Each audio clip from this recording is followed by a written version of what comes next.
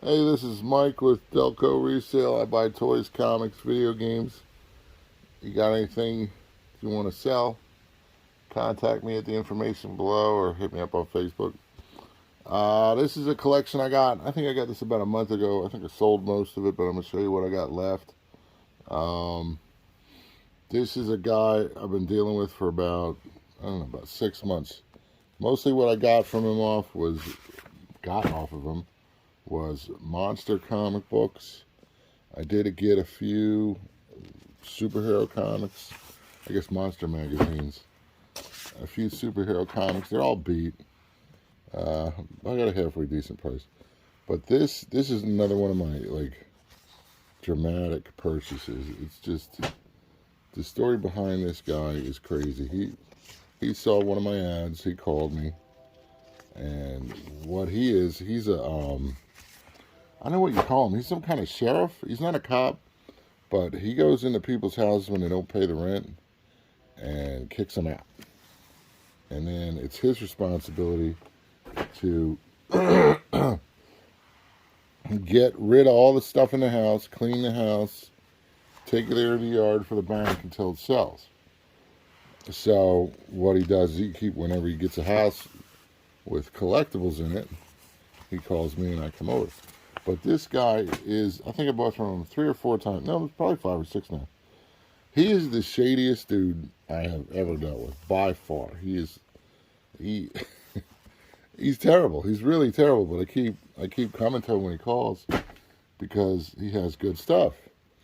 And so the first time he ever called me and I meet him, he gives me this speech about how, we have to establish trust and we have to build a relationship and all that stuff. And I've been doing this a long time, and when people start talking about trust, and if the first thing they have to say, that's the guy you don't trust. I'm like, all right, this guy, I can't trust this dude, So he says, I got this house, it's full of toys. I'll meet you there tomorrow, such and such time, I'll let you in. So I go there, and he's not there. And so I call him, and I says, what's going on here? He's like, oh, well, there's a lock on the door with a key in it. You just, I'll give you the combination. You go in by yourself, and you take the stuff. Right? And I'm like, it's a duplex. So, it's 2 halves of the house. 2 different people live in each half of the house. And I'm on the wrong half of the house. And I'm like, I don't see any lock. And I'm trying to get into this house. And, the neighbors come out. And they're like, what are you doing? I'm like, I'm trying to get in this house so I can sell stuff. And they're like, somebody lives there, I'm like, no, nobody lives here. And I start arguing with these people. And they convince me that I'm wrong, that I don't live there. So finally I find the right door. And I go into this house, and it's not filthy, but it's not dirty, but it's just, there's stuff all over the floor. And he said the toys are all in the basement. So I go down to the basement. And it takes me I'm not kidding, it takes me 20 minutes to get down the stairs and make enough room on the floor to even move, to even start to get into where the toys are, because there's 2 feet of magazines and for some reason coat hangers which are intertwined with each other. And so you can't just pick something up because it's tangled up in something else, So, but I did find a bunch of great stuff. It was all girls' toys, but it was My Little Pony and Barbie and old stuff, 80s stuff. And I found a ton of it. I found a lot of it, But I kept feeling like I was going to get arrested. I felt like, did I just break into this house? Is this legal? I didn't know. And I called him on the phone and I argued with him. And he was like, it's fine. I do it all the time. Don't worry about it. So, and then he says, just take this stuff. Just take it out of the house. And then he meets me at this Wawa near his house. And I give him a price. And he says, okay. And that's it. And that's it. And it was bizarre. It was strange. I was not comfortable about it. And then he calls me again, a couple weeks later, and I got jewelry to sell. I got this jewelry I want to sell.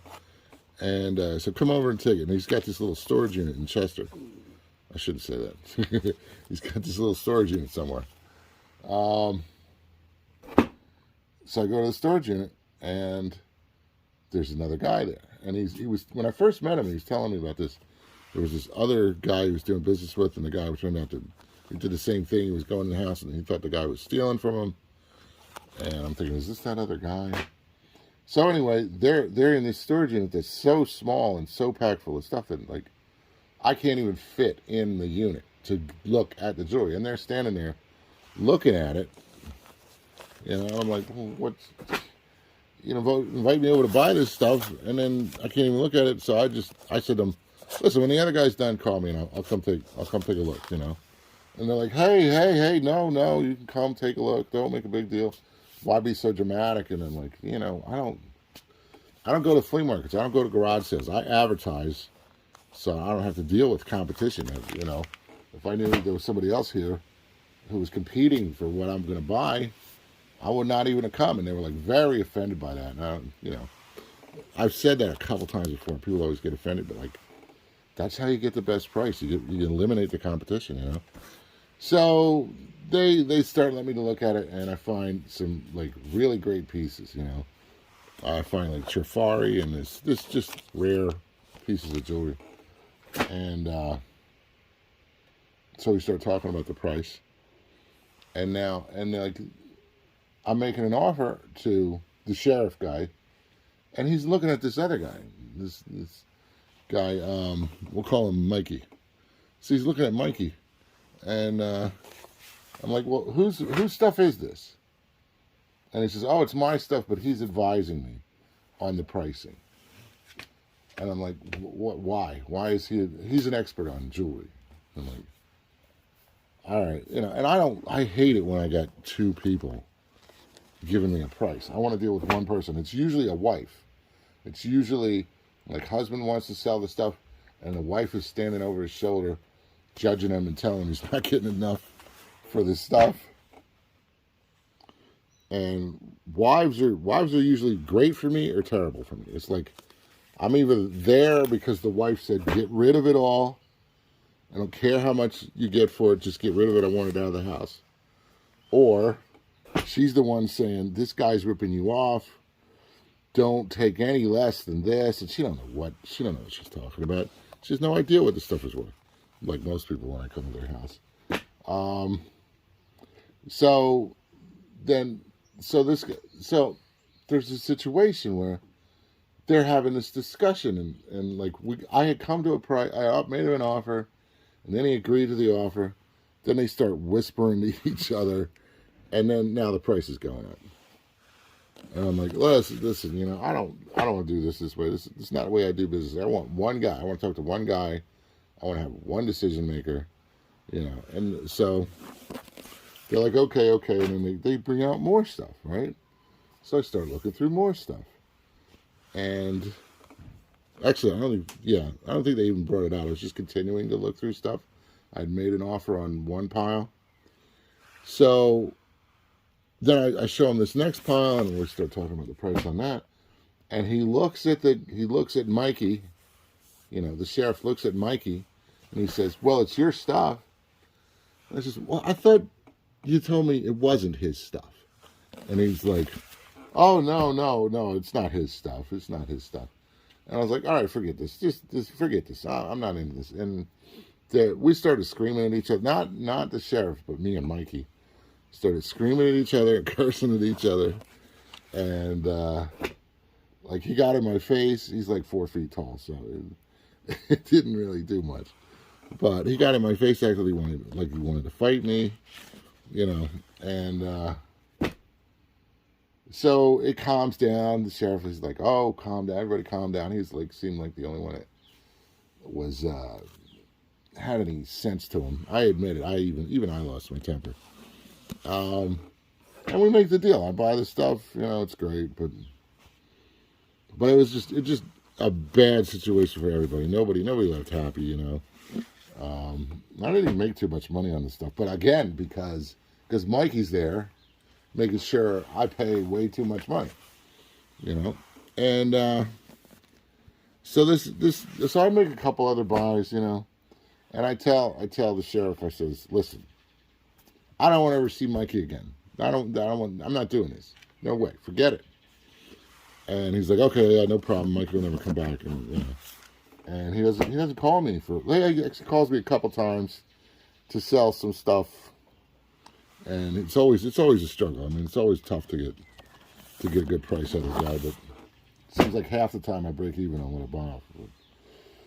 But the stuff I make money on, it's good enough, that it's worth it. So the stuff we're looking at now, this is the purchase I made. I think it was a couple weeks ago now. So he calls me. I go to this house. The house it's just like full of great stuff. Everything. There's Harleys in there, old Harleys from the '60s in there. But I don't buy that stuff. So I start looking around in the house, and I start grabbing all these books, and I could hear some rustling around in another room. And I'm like, okay, I know who this is. I said, is that Mikey? It's like, yeah, Mikey's in there. I said, I told you, I don't want to see that guy again. I said, you're not going to do this to me again, are you? And he said, oh, no, don't worry about it. So I'm going through these, and it's taking a while because there's a lot of them. There's a lot more than what you're looking at here.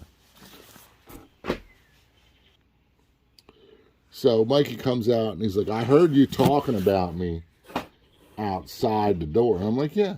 I said, is that Mikey, And he's like, oh, this guy hates me. And I'm like, I don't hate you, dude. And he's like, yeah, you do. You hate me. You're lying. And I didn't say to him, dude, I don't care enough about you to hate you. I just want you out of my way. I just want you to leave. But I didn't say that because that would be rude. And so Mikey goes out in the garage and he's buying other stuff, or I don't know what the hell they're doing. Well, I think, yeah, they work out this deal between themselves where Mikey sells stuff for him and takes the percentage. And so me and the sheriff come to a deal on these comics, and we come to $300, right? And it included a small box of old knives. Actually, they were new knives. Small box of knives, And we come to $300, and then the sheriff says, all right, well, I just got to have Mikey come take a look. I'm like, no, I told you, no, I'm not doing this. No, I'm not doing this. He's like, well, the knives are Mikey's. And so he's just going to look at the knives, and if he wants more for the knives, we could just take them out, or you could just pay more for the knives. I'm like, okay, all right, fine. Because I've been there like an hour looking through this stuff, and it's good stuff. So Mikey comes in, and like to his credit, he's like, well, didn't you already give him a price? And I'm like, and he's like, yeah, I did. He did give me a price. And even Mikey was kind of like, if he said 300, make it 300. And I'm like, yeah. And even though Mikey said that, the sheriff didn't want to do that. He wanted more money. So they did their little secret discussion, and now they want 150. I'm like, no, I'm not doing it. I'm not doing business this way. I'm not going to do this. And I start to walk out. And I can't remember exactly what Mikey said, but he said, like, I knew this would happen or something like that. And I got mad. And I said, you're like a wife. You're like a wife. All you do is cost me money.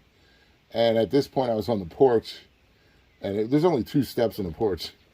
And Mike is like, say that again, and I'm going to push you down the stairs. And I just turned around, and I said, you're like a wife. And, of course, he didn't do anything, And I walk off, I get in the car, I leave. This is junk. He also had a bunch of these biker magazines, but they don't sell. I just threw them away. Anyway, so I leave, and about 2 hours later, the sheriff calls me, and I'm like super pissed. I'm mad, And the sheriff calls me, and he's like, Mikey's gone, and he's never coming back, and I'm never going to do business with him again. And why don't you come over and pick up those comics for the 300 we talked about? And I'm like, no, I'm not doing it. I said, I'll give you 100. I'll give you 100, 250. I said 250, not 100. I'll give you 250 because honestly, I was there so long. I invested so much time that I don't think 300 was a very good deal for this stuff. Because even though these might look great, they're dollar comic books. They're not. They're too beat up, you know. So I said no angrily, hung up on him, you know. And then he calls me the next day. He calls me the next day and he gives me this, you know, whole speech about how we're all adults and we should all act mature and do this and that. And he's like, just come on over. And I go back to that little storage unit. He's moved it to the storage unit now. And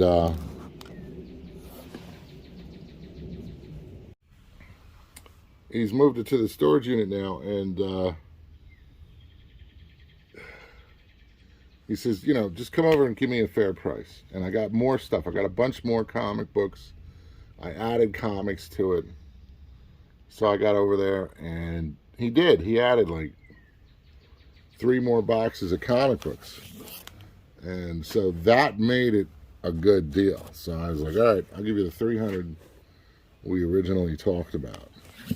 And it worked out fine because, you know, I made good money on it and I still have a lot of it. This is the best of it right here. This piece, there